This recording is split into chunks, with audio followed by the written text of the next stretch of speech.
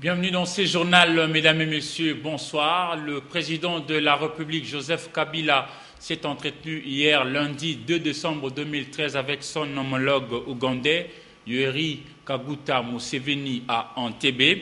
Les deux chefs d'État ont entre autres parlé de la signature d'une éventuelle conclusion entre le gouvernement congolais de Kinshasa et le rebelle du M23. Sylvie Fortuné-Mboula pour le détail. Depuis Goma, le président de la République a effectué un aller-retour en Ouganda. À sa descente d'avion, il a été accueilli par le ministre des Affaires étrangères ougandais Okello. Cette visite éclair du président Kabila en Ouganda a permis aux deux chefs d'État d'échanger en tête-à-tête. Un communiqué conjoint de ministres des Affaires étrangères des deux pays a sanctionné leur discussion. Selon ces communiqués, le pourparler entre le gouvernement congolais et le rebelle du M23 à Kampala doivent être conclus le plus tôt possible. Il faut créer des conditions appropriées pour le retour des réfugiés congolais vivant dans le pays étranger, renforcer la coopération entre les deux pays et se débarrasser des autres forces négatives dans la région telles que les FDLR et l'ADF-NALU. Après cette brève visite, le chef de l'État a regagné Goma où il séjourne. Et il faut savoir traiter avec un profond respect ceux des compatriotes qui savent marquer leur passage. L'Association des journalistes du Congo a décerné un diplôme d'honneur au président de la République, Joseph Kabila. Ils ont également félicité le général d'armée François Olenga, chef d'état-major forces terrestres à Kinshasa. Regardez. L'AG a suivi avec particulière attention les débuts de la guerre, ses grandes étapes et son dénouement, couronné par un succès historique, s'est intéressé à la constance du chef de l'État et commandant suprême des forces armées de la RDC dans la recherche d'une solution durable à la crise dans l'Est du pays. Voilà qui justifie la remise de ce diplôme d'honneur. Sa réception par le chef d'armée de terre a été voulue symbolique par les journalistes. Pour vous être particulièrement donné corps et âme pour la cohésion nationale et la pacification de l'Est de la République démocratique du Congo, grâce à votre constance dans la vision initialement annoncée pour la résolution de la crise sécuritaire, notamment les options militaires, diplomatiques et politiques. De la vision du président de la République découlent des fragments que des hommes développent pour des résultats attendus. Et c'est ce qu'a fait François Olenga comme soldat dévoué et loyal selon ses confrères. Au-delà de votre noble mission d'informer, éduquer et divertir, vous reconnaissez les efforts du président de la République, commandant suprême des forces armées de la République démocratique du Congo, pour en finir avec la guerre. Une reconnaissance dictée aussi par son esprit motivateur des troupes et sa foi en une armée de terre forte, disciplinée et capable de défier l'ennemi. Par le choix de cet homme à la tête des forces terrestres, ces journalistes affirment que Joseph Kabila avait déjà vu très loin la fin de la guerre. Merci beaucoup. Et aujourd'hui, mardi 3 décembre 2013, les sénateurs ont voté en séance plénière 2 rapports traités en commission socio-culturelle sur, premièrement, les baux pluriels de bail à loyer, ensuite le rapport relatif à la loi portant prévention, contrôle et réduction des armes légères et des petits calibres en République démocratique du Congo. Pour le premier rapport, les sénateurs ont reconnu que le chapitre logement social, contrat de bail, loyer est resté longtemps réglementé par des arrêtés et autres décisions prises par le gouverneur ou les territorialistes sans une législation conséquente en la matière. Concernant le deuxième rapport, le Sénat a défini notamment les grands axes pour prévenir à l'échelle nationale le port d'armes sans en avoir qualité ni autorisation de services compétents basés en République démocratique du Congo. D'un cran en dessous, parlons de l'Assemblée nationale où les députés nationaux se sont focalisés sur les différentes recommandations formulées à l'intention du gouvernement de la République ce mardi 3 décembre 2013 pour la paix véritable et surtout la sécurité de la République démocratique du Congo. Patricia Amouli sur les images de Mathieu Ngadipovi. Les élus de l'Assemblée nationale se sont entre autres attardés mardi 3 décembre sur les recommandations à propos de l'éventuel accord à signer par le gouvernement de Kinshasa à Kampala. Les députés nationaux recommandent au gouvernement de la République de mettre en toute urgence à la disposition des FARDC tous les moyens logistiques et financiers nécessaires pour poursuivre la défense de l'intégrité du territoire national et l'éradication totale de tous les groupes armés nationaux et étrangers. La représentation nationale exhorte les gouvernements à accélérer les processus des réformes en cours au sein de l'armée, de la police nationale, des services de sécurité et de la justice en vue de la consolidation de la paix et du renforcement de la lutte contre l'impunité dans le contentieux des crimes économiques et des crimes internationaux commis sur les populations civiles, en ce qui compris les actes de violence faites aux femmes et aux enfants comme armes de guerre.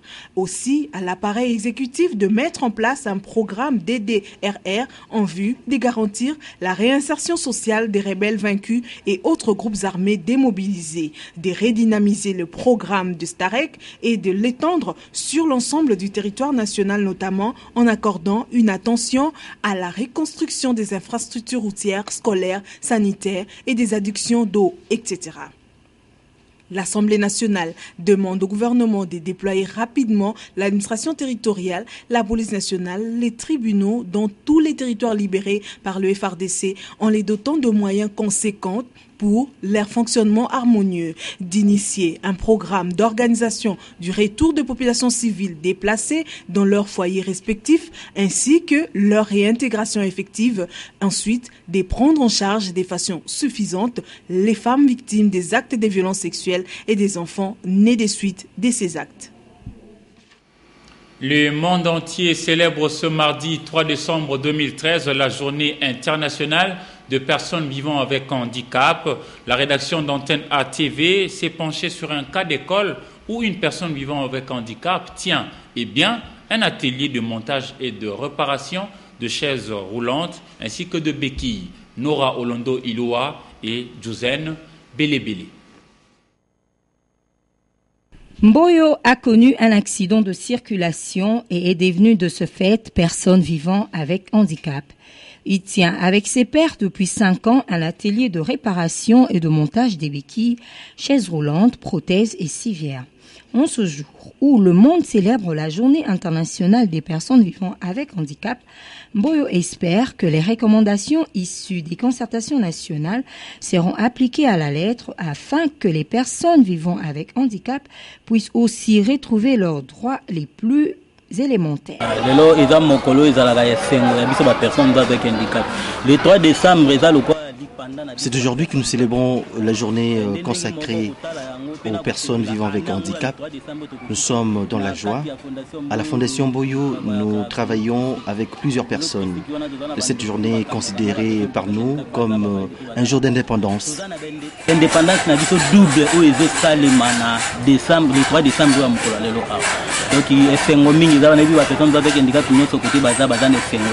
Mboyo se débrouille tant bien que mal, mais sa seule difficulté demeure dans la vente de sa marchandise qui s'écoule à compte-gouttes faute des moyens financiers de la part de ceux qui sont dans les besoins.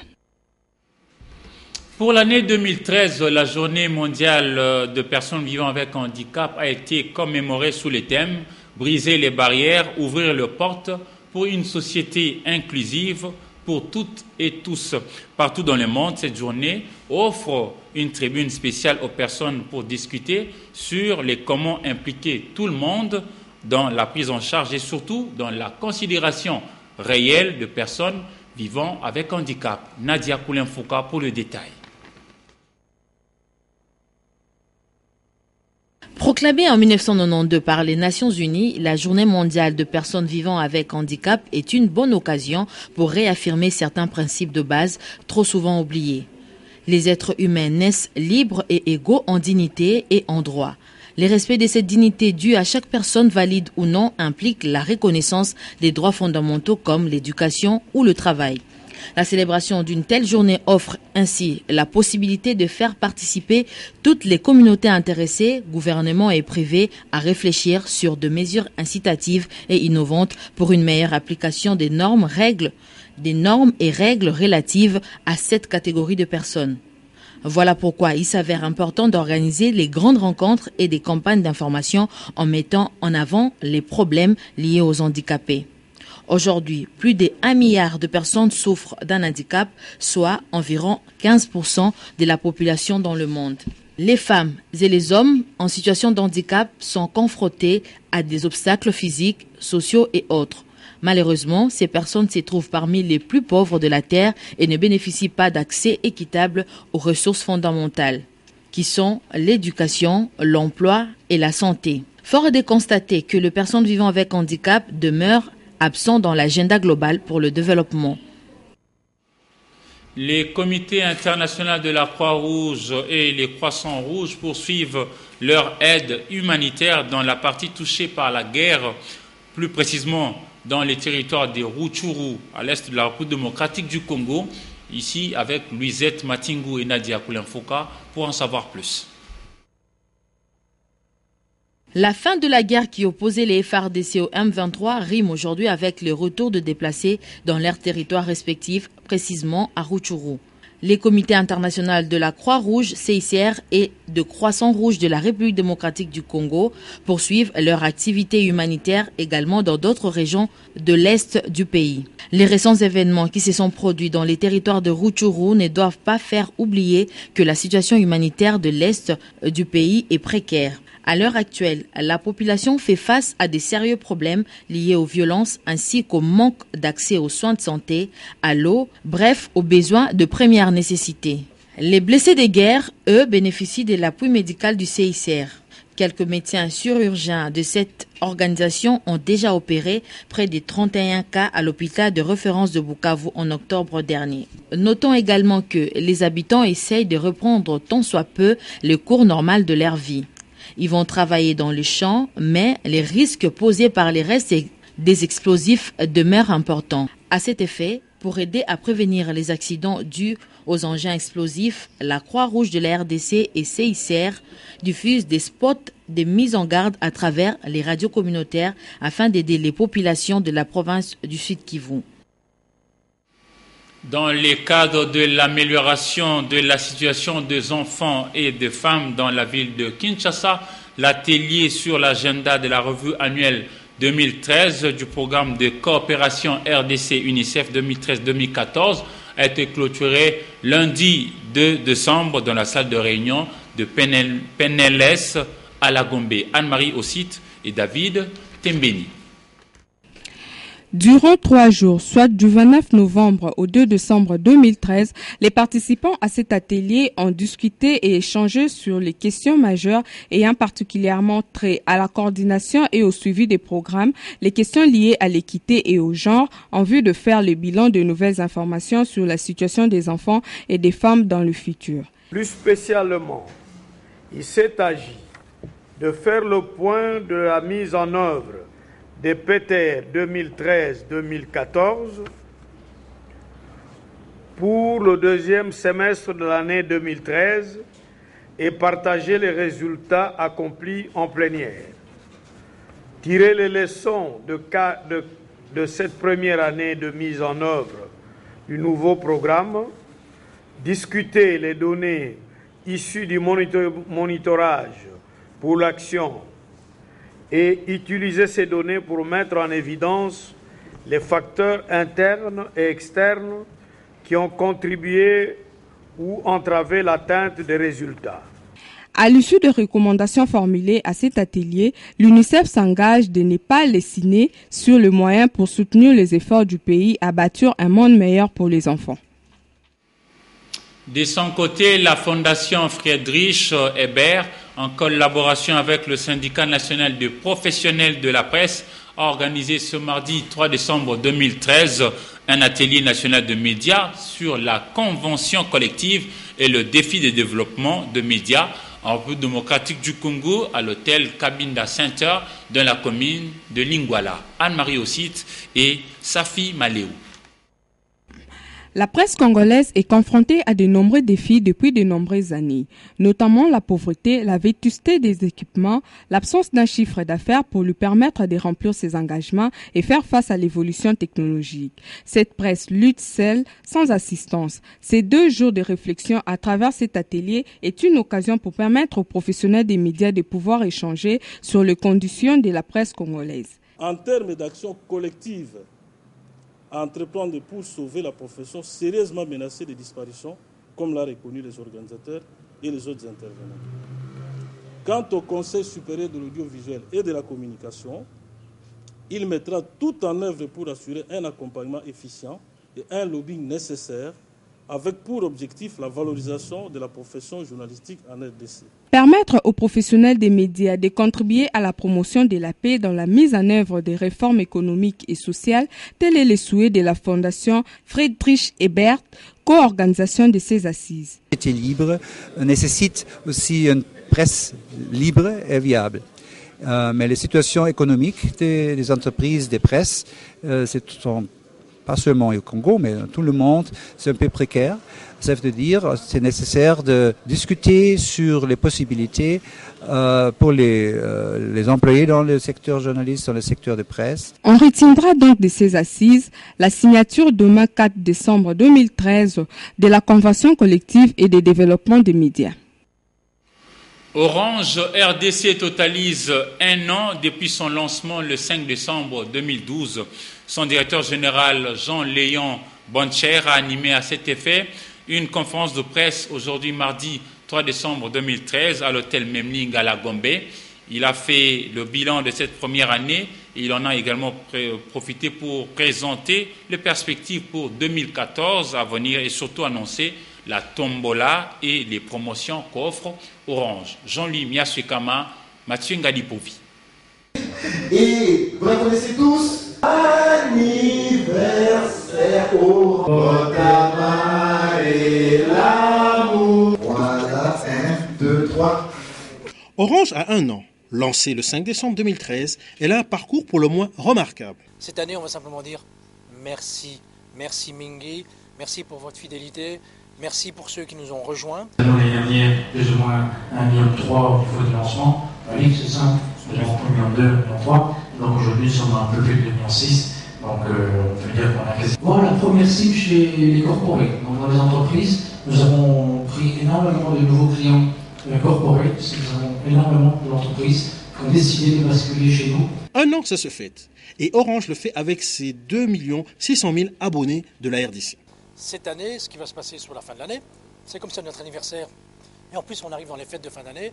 On a lancé une tas d'offres et de promotions spéciales, 50% sur les appareils, une tombola. Donc on fait plein de choses pour faire la fête sur notre premier anniversaire et surtout sur les fêtes de fin d'année. Orange a atteint le nombre de 22 000 points de vente, 6 boutiques modernes et implanté la 3G+ à Kinshasa, à Matadi, à Goma, à Bukavu et à Lubumbashi.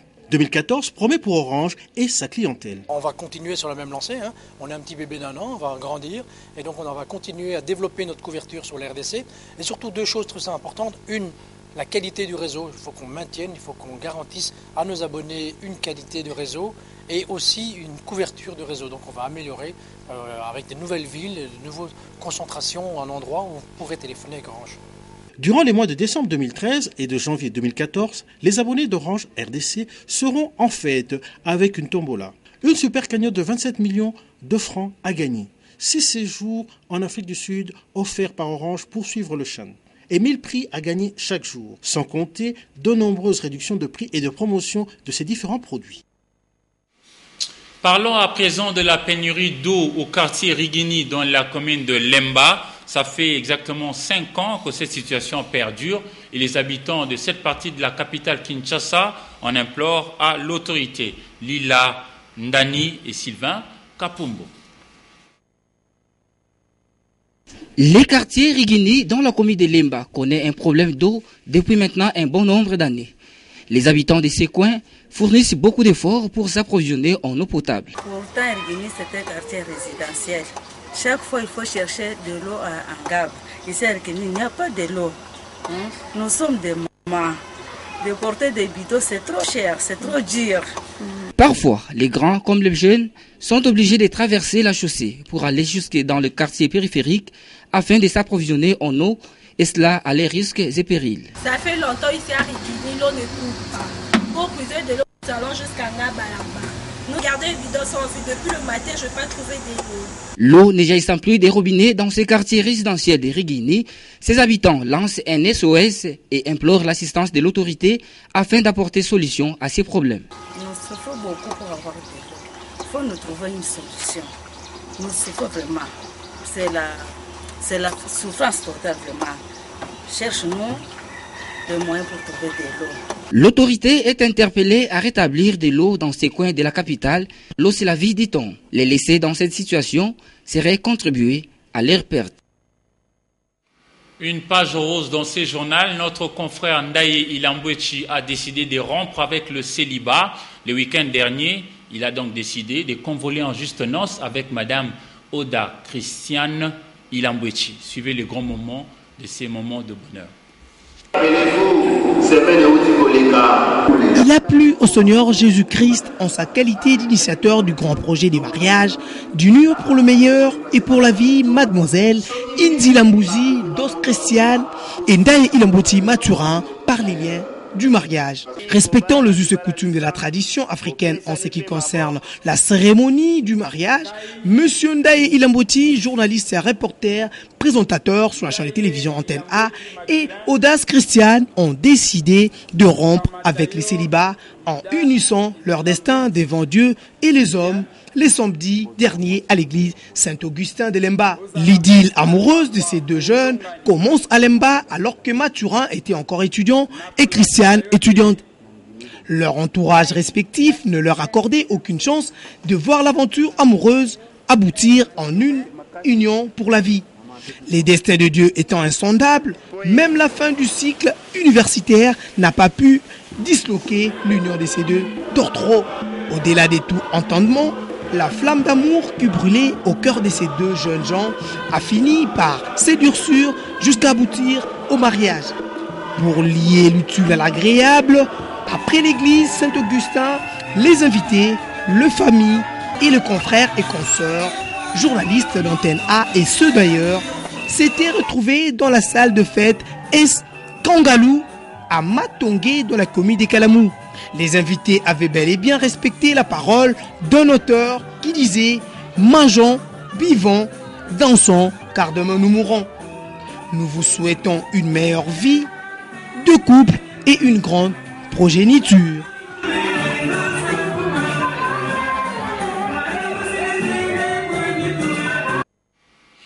Alors, ils ont donc pris leur envol pour le bonheur, heureux mariage Ndaye et Madame Oda Christiane, pendant que la South African Airways vous propose désormais de ce 10 décembre 2013 2 vols supplémentaires tout le mardi et samedi la nuit à partir de Kinshasa vers la destination de votre choix et ce, partout dans le monde. La SAA est donc disposée à vous servir et à vous offrir sécurité, confort et bonne humeur.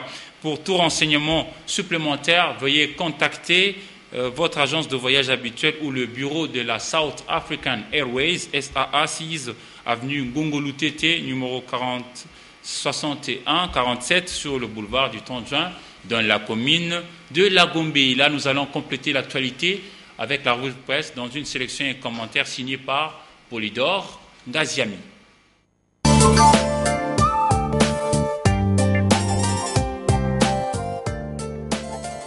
Bonsoir. Plusieurs parutions de ce mardi 3 décembre ont consacré leur manchette au face-à-face Kabila-Museveni à Kampala. Aucune déclaration n'a été faite à la presse après cette rencontre à huis clos, indique l'Observateur à propos. Mais selon certains analystes, poursuit le quotidien, cette rencontre qui intervient après la dernière visite de l'envoyé spécial du secrétaire général de l'ONU pour la région de Grand Lac, Mary Robinson, dans les différents pays de la sous-région, vise à baliser et préparer la prochaine rencontre de Kampala. Rencontre qui devra sanctionner les longues et laborieuses négociations de Kampala entre le gouvernement et le M23. selon la référence plus, qui se réfère à ces sources, le pourparler entre le gouvernement congolais et la rébellion du M23 sous la facilitation ougandaise qui ont été interrompus le 11 novembre dernier sans la signature d'un document final pourrait être à l'ordre du jour de ces face-à-face. Kabila Museveni. Face-à-face à l'issue duquel les deux chefs d'État ont convenu que les négociations de Kampala reprennent et qu'ils soient conclues immédiatement, note la prospérité, qui s'en remet au porte-parole du gouvernement ougandais, Ofono Opono. Pour le guide, ces face-à-face est le retour du président Kabila au bon sentiment. En effet, écrit-il, l'échec de la signature du document devant clôturer les pourparlers entre le gouvernement congolais et le M23 le 11 novembre dernier à Kampala, les relations diplomatiques déjà fragiles entre Kinshasa et Kampala s'étaient détériorisées davantage. La communauté internationale insistait pour que Kabila aille voir son homologue ougandais pour lui présenter des excuses. C'est dans la mesure où Museveni aurait très mal pris l'attitude de la délégation gouvernementale congolaise qu'il avait fait attendre pendant 1 heure dans la salle le jour où devait intervenir la signature. Un geste qui, explique le journal, frise un manque de respect en diplomatie. En croire de sources, indique le guide, tout serait revenu à la normale. De quoi donner une lueur d'espoir aux 10 pourparlers dont la conclusion est imminente. Mais les observateurs avisés font un constat inquiétant après avoir pris connaissance par voie de presse du projet de texte élaboré par la facilitation ougandaise. Son contenu pose sérieusement problème. En effet, note le phare, l'on se trouve devant un document dont les concepteurs et rédacteurs ne font aucune différence entre un mouvement rebelle militairement anéanti et un gouvernement dont l'armée a gagné la guerre. À peu de choses près, ajoute le quotidien, Kampala s'apprête à reproduire le cahier de charges du M23 tel que consigné dans l'accord du 23 mars 2009. Le mouvement rebelle n'est donc pas encore mort. Les travailleurs s'est intéressés au dossier gratuité de l'enseignement. Et dans ce cadre, les bi-hebdomadaires annoncent que le gouvernement a procédé au mois de novembre 2013 au paiement de frais de fonctionnement à 26 210 écoles primaires ciblées par le projet PARS, appuyé par la BM sur toute l'étendue du territoire national. Et puis, ce rapport de la Cour de compte que publie Forum des As et qui signale les dépassements budgétaires des exercices 2010, 2011 et 2012 enregistrés par certaines institutions. Au nombre de celles qui ont excellé figurent la présidence, l'Assemblée nationale, le Sénat et la primature. La prochaine revue de presse, c'est demain, mercredi à la même heure, sur la même chaîne. Au revoir. Mesdames et messieurs, c'est la fin de ce journal. Merci à vous de l'avoir suivi et au revoir.